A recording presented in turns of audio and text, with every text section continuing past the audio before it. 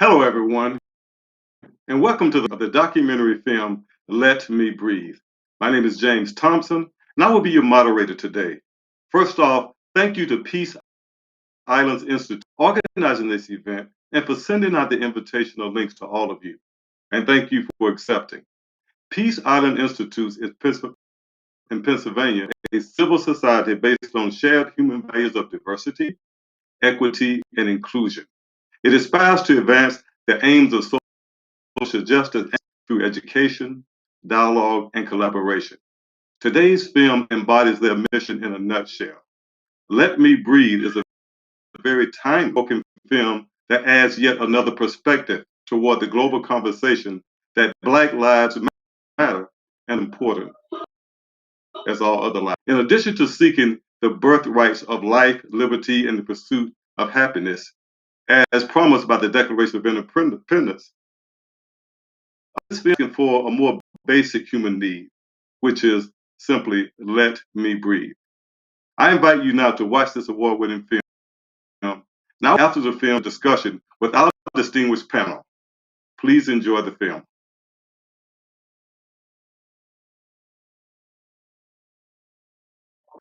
Hi, this is James Thompson again. Thanks for watching our film. Now let's meet our panelists. The director, Thomas Sideris, was born in Athens in 19. He studied political science and public administration at the law faculty of the University of Athens, and he specialized in mass media. He was a postgraduate diploma in human and social geography on the subject Bodies, Spaces, Landscapes by the University of the Aegean. He is currently a PhD candidate in social geography by the Heracopia University of Athens. His research subject is about wandering and defenseless bodies. Thomas Sideris of the Pre-Europa Awards for the Best Journalist in the European Union for 2 years straight, 2018 and 2019. As of today, he has directed 7 long-play documentaries and 1 short film.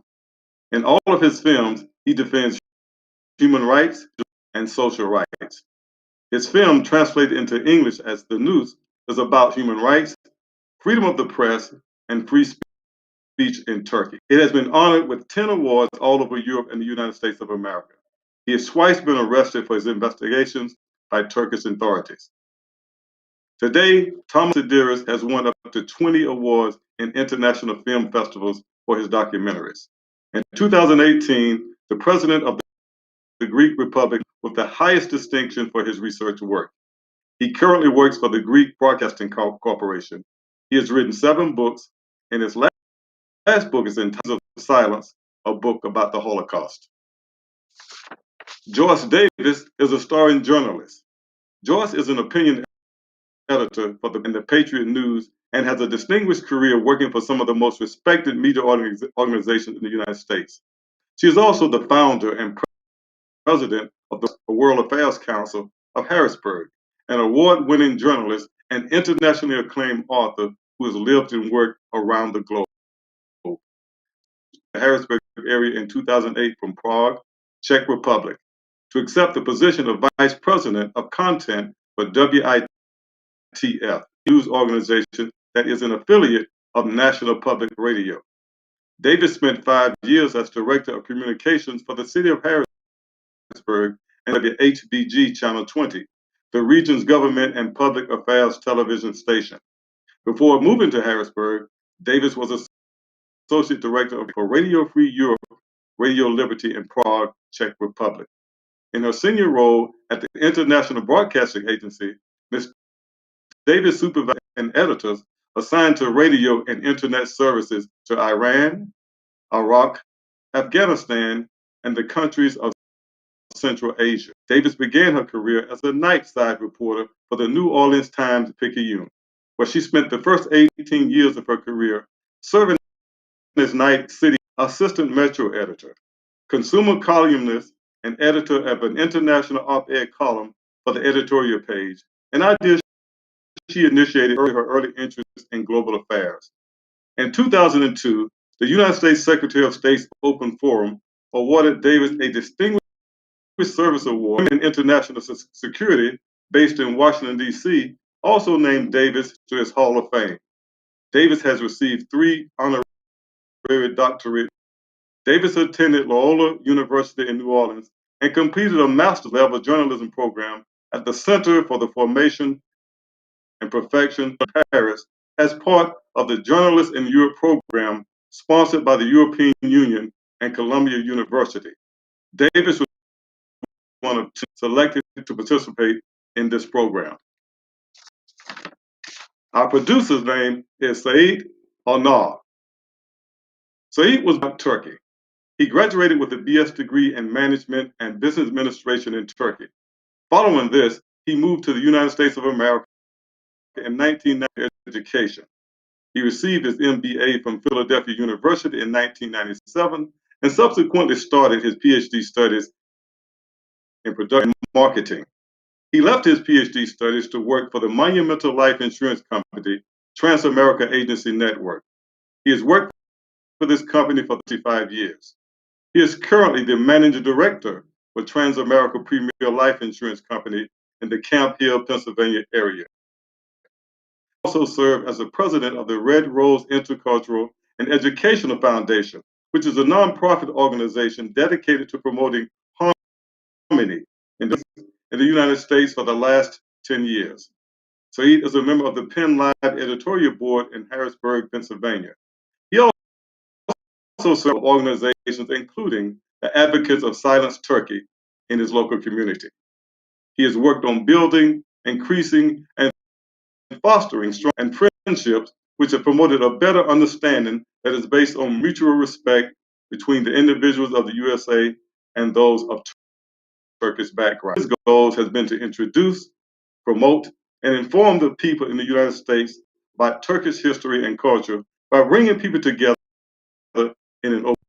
Sait currently serves as the Mayor's Interfaith Council in Harrisburg and is very active in community service. He is an advocate of social and a defender of human rights. To fulfill this goal, he has started to produce films documenting human rights abuses around the world to help, just like the film we just saw. Now, let's meet our panel.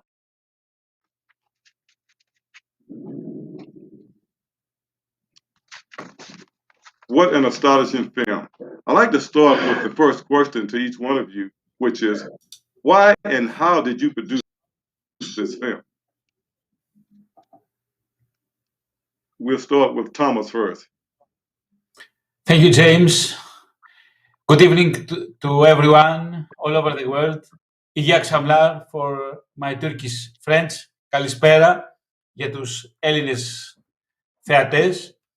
James, my film is divided into 2 axes. The first axis is the social segregation in the second half of the 20th century. The second axis is the murders of African Americans over the past decade. In the 60s, the situation in America is explosive. People in ghettos are socially excluded. There are people without a voice, without any prospects. They are invisible people. This will lead to acts of political extremism. Definitely, the figure that stands out at that time is the political activist Angela Davis. We saw Angela in my film. Police violence is a leading cause of death for young men in the US.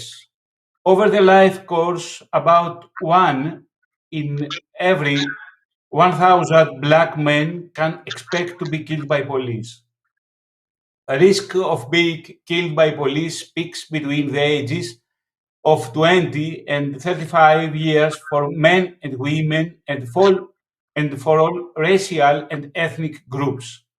Black women and men and American India and Alaska Native women and men are more likely than white women and men to be killed by police. Latino men are also more likely to be killed by police than are white men.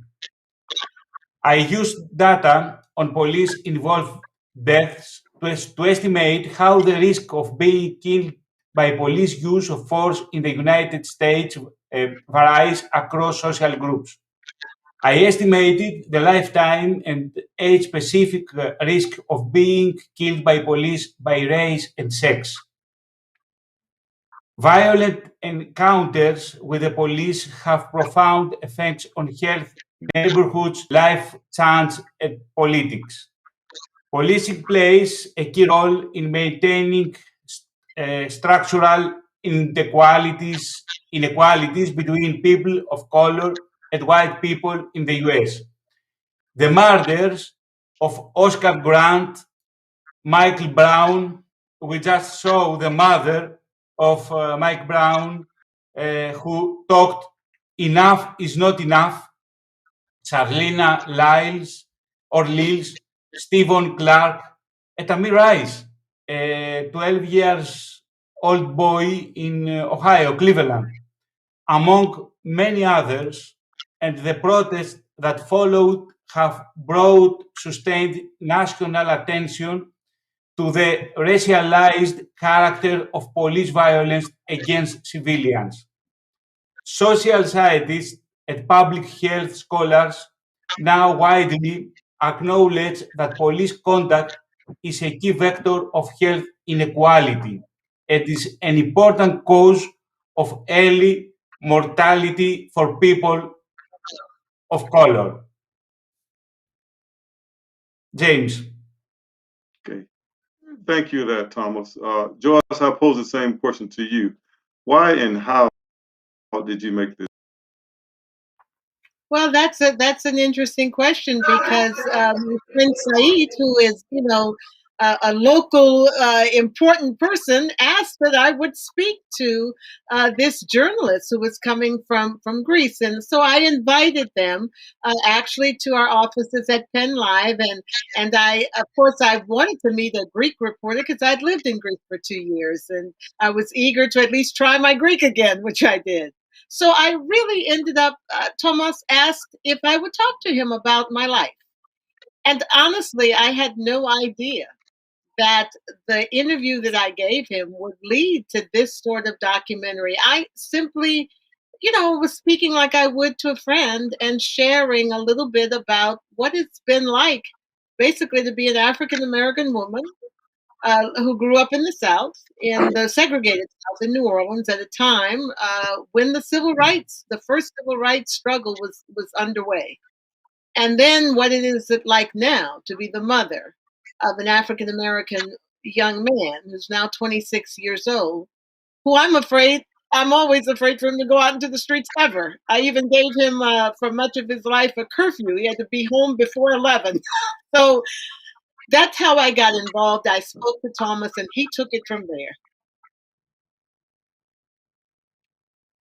Thank you for that. Sait, I have to pose the same question to you. With your background, I really want to hear your answer. Thank you so much, James. I will add to my titles, locally important person. Thank you, Joyce. This is really adds to my qualification, and it comes from you. It means a lot. So, well, if you have watched this documentary now, every one of us must feel the same way that I have felt when Thomas opened up this topic to me and says, "Look, what do you think about this?" And I said, "Of course." Every time that I watch this and I look at any of this violence against African Americans or any other people based on their race, their religion, and so forth, their protected status is not respected. This makes me feel that I am not doing enough. There has to be done a lot more. 2021, we are still talking about people are separating, discriminating against their belief and the color of their skin. In America, I arrived about 26, 27 years ago. Of course, I had an image about America, but have changed as soon as I arrived in a few short years. I see that there's a lot more than what we saw in the movies. So yes, there is a lot more as a human being we have to do. If there is a pain in any part of the world and injustice, this has to make all of us to object and do something about it as a human being. We have to make the world a better place to live. and this is my life mission. This is my culture. This is what I believe in.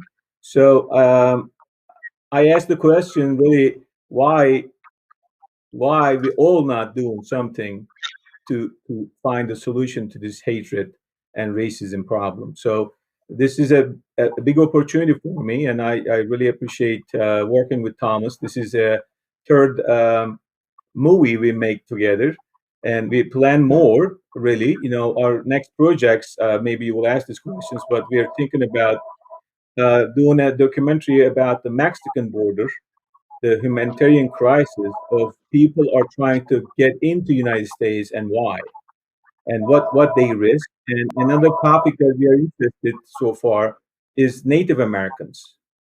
What is their story? What's happening? So if there is a human tragedy somewhere, we need to. Our philosopher, teacher, religious thought person, Fethullah Gulen says, you cannot only think about what hurts you. You have to think about wherever there's pain, you have to attend. So I am trying to be a human being. So that's why I'm involved. And thank you for Joyce accepting to make this movie, and Tom, hardworking man. All credit goes to him. He's doing a lot with very little. So I want to thank both of them. Well, thank you. One of the questions we just received from the audience is, how do we keep the momentum going, and how do we stick together? What can we do to help in this conflict, to help fight this racial hatred and violence? What can we do as individuals? So I will just let one first. I won't pick on anybody right now, but how do we resolve this conflict? How do we keep momentum going? How do we stick together? I can say something since Joyce. I'm sorry. Yeah. What I actually was planning to say in my opening statement. We watch movies. We cannot watch this documentary with the same mentality as we watch movies. This is done. This is over. Go back to business as usual. This is not the solution. It didn't solve the problem as we've seen. We tried it and ever again. So this has to be some action that has to come, and a plan of action has to come. We've got to do something. Get involved with a civic organization, support this kind of work, and attend a peaceful protest. Get in front and voice up your opinions. That is what we want. And of course, this kind of platforms like Peace Silence Institutes, I would like to thank them as well for hosting this. These kind of organizations are trying to do, as far as I know, their mission statement I looked up and I'm very impressed with. They are trying to make the world a better place. So get together and share your opinion, and you count. Everyone counts, really. If you think one person can't do much, well, it can. James, I would like to add something. Racism is a global phenomenon. This film is only the start. We cannot remain apathetic. The boundary between I have something in my life and I have nothing is fluid and, believe me, not clear. We must stand by those who have no voice. This film is a beginning, but it is not enough. Let's not forget what Eric's Garner mother says is not enough, and what we consider enough is never enough. I don't know if you can hear me clearly. Yeah, we heard you very yes, I can. Tomas. I just have to agree with both Sait and Tomas. They expressed it very well. What we're doing here today is one of the ways, by making sure people are aware of this problem, and by supporting those young people especially, who are out there protesting, trying to do so peacefully, but we all know that sometimes it's not perceived as peaceful. And I will tell you, my son was one of the ones out there at the beginning protesting, and he ended up being pepper sprayed. You can imagine how I felt when I saw the photo in social media of his being pulled off because he was in an area where someone behind him threw a brick and the police simply turned and took care. Now, I was elated it was pepper spray because I didn't want it to be bullets because he wouldn't be with us if it had been bullets. So again, we can support those young people who are stepping out. We can try to make sure they are protected. And let me tell you, there's a lot of young people and people who have been arrested over this. We can help provide legal support for them. And we can get involved in issues like one that I'm involved with now, which is to try to stop Pennsylvania and other states from imprisoning kids, young people, as young as 10 years old. And frequently they're thrown into prisons. And this is true even before there's any conviction. They're simply put into adult prisons. So these are the kinds of issues, and this impacts Black children 10 times more than white children. These issues that many people do not know about. And Thomas, if you want to do something on kids in prison, I can help you with that too. Well, Thank you, Joyce. one of the questions that came from the audience is that what kind of obstacles did you guys face in making this film? I mean, I was astonished to read that one of you were arrested twice by the Turkish authorities. I mean, obstacles in making this film. Did you face any in making this film? Sait. That's for you, Sait, I'll let you Thomas. take that one. Well, when you poke into some topics like Turkey, democracy, a U-turn from democracy, Turkey is a country that I am not able to travel currently. Greece is another country that currently I am not able to travel. So the list is increasing as we're trying to do something for human rights. Of course, there is a price for being on the righteous side, or at least voicing your opinion. We are not going to scare and run away. There is a cost of being human. There is a difference. There is some accountability. I believe that we must pay. We have to defend other human beings and everything around us as a human, because we are able. If we are able, we got to do something about it. So there are a lot of difficulties, but Thomas and I so far, and of course Joyce, with her friendship with us, has put herself into the list. So, but Thomas is very close to the whole tension. I can't visit James Thomas? again, Turkey. Turkish authorities arrested me to the airport and the international airport of Istanbul, and they tried to cancel my passport, but they didn't access it. And this is wider than that, as Sait has just mentioned.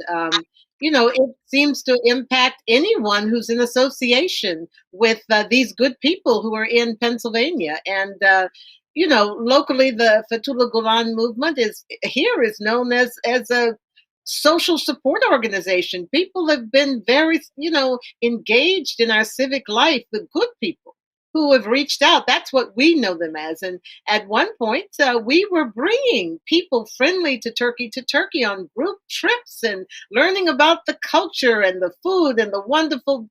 And now we do not feel safe doing that anymore. That's for sure. And that's most unfortunate because this is potential economic benefits for Turkey, potential cultural benefits. All kinds of strengths would come from our association, which has just been severed.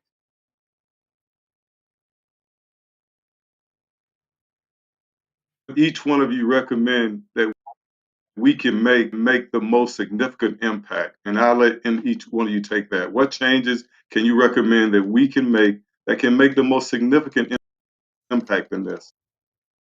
Thomas, I'll let you go first. James, please repeat because I couldn't hear your question. Okay. Sorry, what changes you think that we can make in this country to make the most significant impact?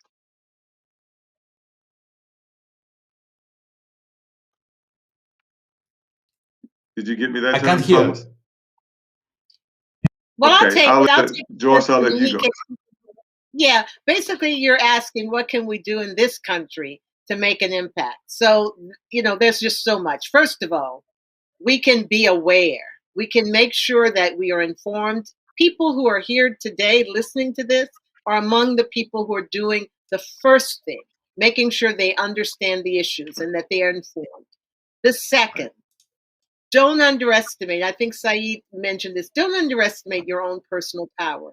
You can pick up the phone and talk to your congressperson, your senator, your state representative. You can ask to speak to your mayor, and you should. They're there for you. And then when you do that, you let them know, I'm opposed to police brutality. I am watching this issue. I am voting along this issue. I'm opposed to racism. You can use the offices that exist, for example, with the newspaper to write so that thousands, millions of people will see your views. And most of all, two things. You can vote and make sure that you vote people who are anti-racist, who are about, diversity and everyone, social justice.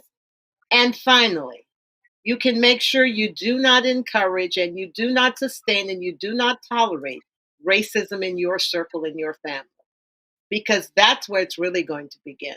When my friend uses an N word, when my friend speaks negatively against a group of people, I need to turn to them and say, let's talk about that. I don't mean to hurt your feelings, but is that really right? Let's think through this. So those are some clear things you can do. Excellent. Well, I like Sait? to say a few words on that too. Empathy is I think the most important part. As Joyce have spoken about this issue before. I heard of her saying, in the past, the black uh, problem in America, black people's human right problem, was only mostly defended by black people. The very few white people was actually involved into protesting or speaking for them, with them, and defending just like them, side by side. This is important, that we all have to be taking step regardless of our colors, because what I said before, if there's a fire somewhere, that if you're not burning with that, because it doesn't involve you yet, you better believe your turn will come, because if those who persecute against one portion of the society, they will come to you eventually, sooner than you think of. So there's a story about a lion comes into the herd of cows, and eats the brown cow first, and then the red cow, and then of course at the end, the only cow left, and thinks of, okay, well, we should have said something when they came for the first one of us. So we have to stick together. There are two kind of people in the world: the ones that stay with the good, and there is the evil. So hopefully we can recruit those evil people to be on the righteous side. But we are all one. When you're defending, there is no nationality, religion, or color difference.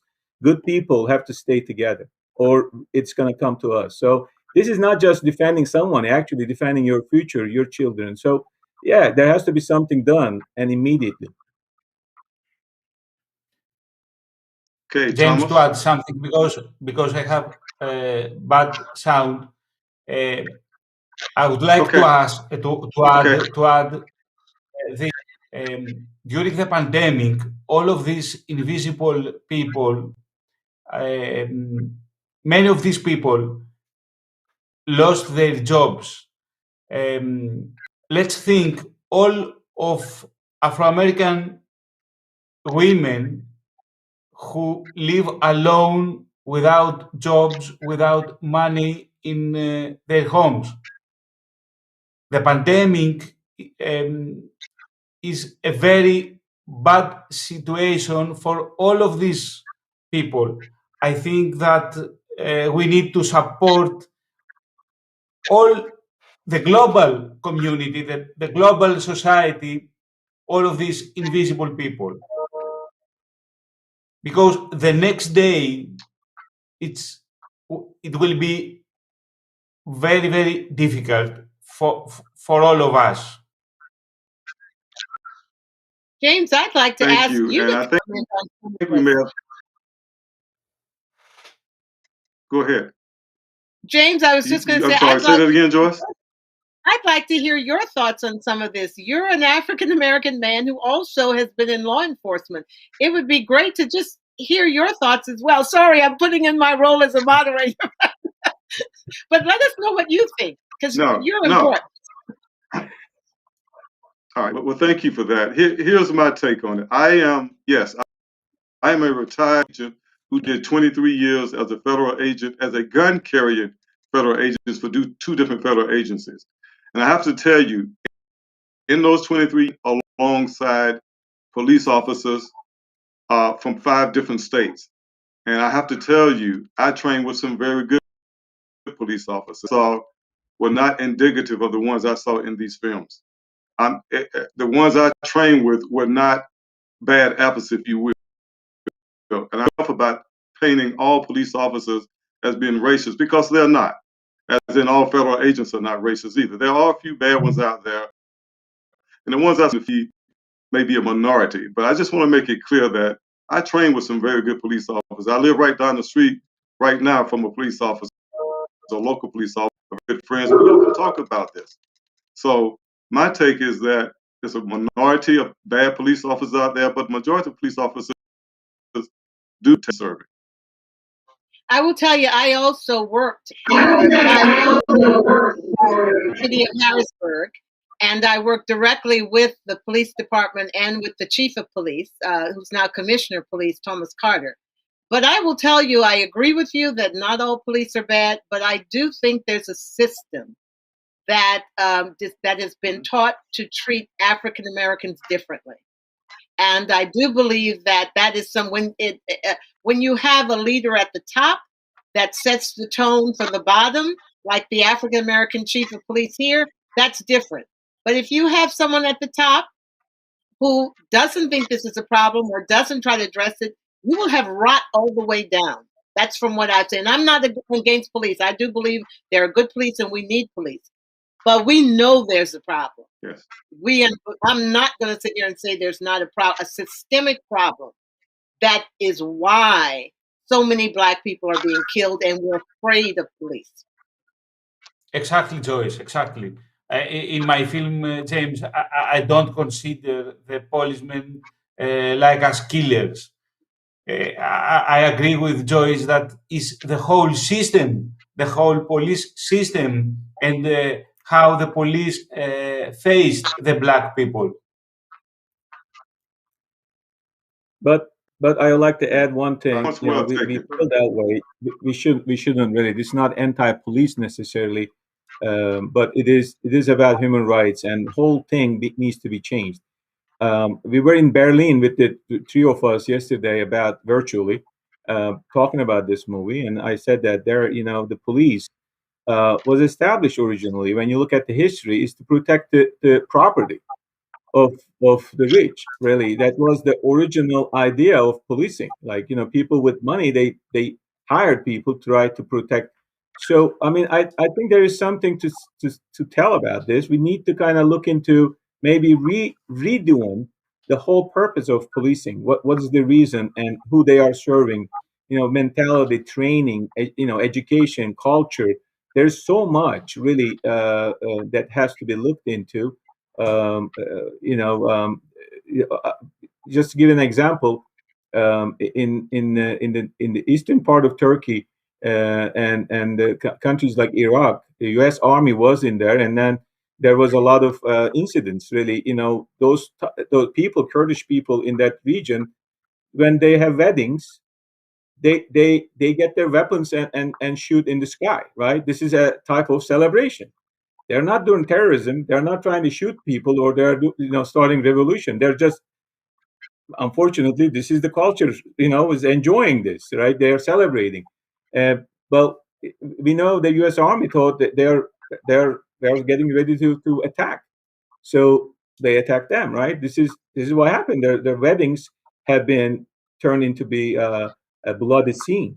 This is saying, if you don't understand the culture of the people you're working with, you can really make some really bad mistakes about, an African American young man. When the police stops and questions why they do, as you've seen in the movie, they react differently, because they're in a psychology of, look, this person doesn't respect me, maybe he will kill me. So there is something else that police have. So without understanding the culture you serve with, and then of course going back to roots of what is the police force for, we cannot solve this problem. 7,000 people, close to 7,000 people were killed by police in America in 6 years. That is more than September 11th we lost. That is alarming. That is something, needs to be looked at it. And as you know, what we have done to protect America against terrorism in September 11, after September 11, how big measure we took, which is, it was needed to clean the terrorism problem, but yet we have not done much, if anything, really to change it. We talk about this after a shooting or police brutality a few days, and then of course the topic changes. So we got to ask, like Joyce said, we need to pick up the phone and say, look, what are you doing? We need to go to that town hall meetings and say, look, I demand some action today. Otherwise, it will just remain here, and I'm sorry that it will be one of us and one of our children next, and that's not acceptable. Wow. Well, I want James, to thank each can one I of you can for I this add life. something? Sure. Go ahead, Thomas. Go ahead. Do you know?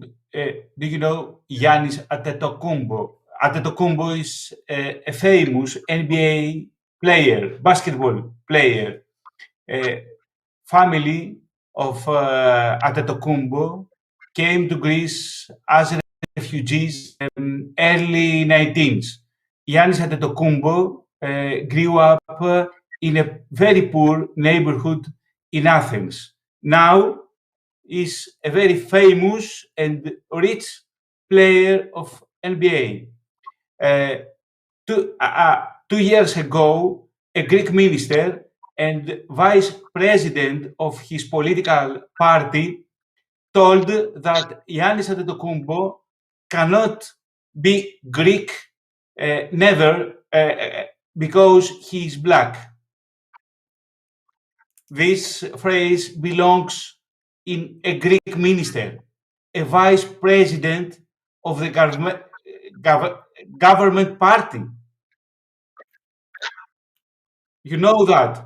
And the color of Giannis Antetokounmpo is the problem to be Greek. Racism is everywhere, and racism is a global phenomenon. These racist theories, on these racist theories, base all of the Nazi theory about people the previous century.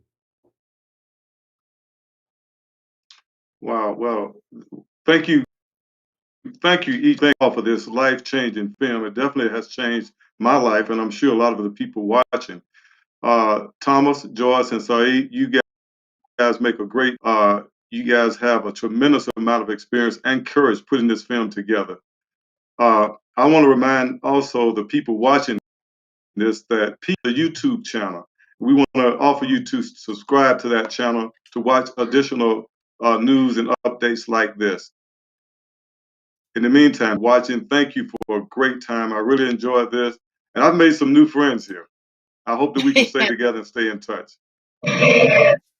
Definitely, James. Thank you Thank you. for doing a Thank great you. job. All right. You're welcome. Thank you. Have a great day, y'all. All right. Thank you very Bye-bye. much. Bye bye. All right. Bye bye.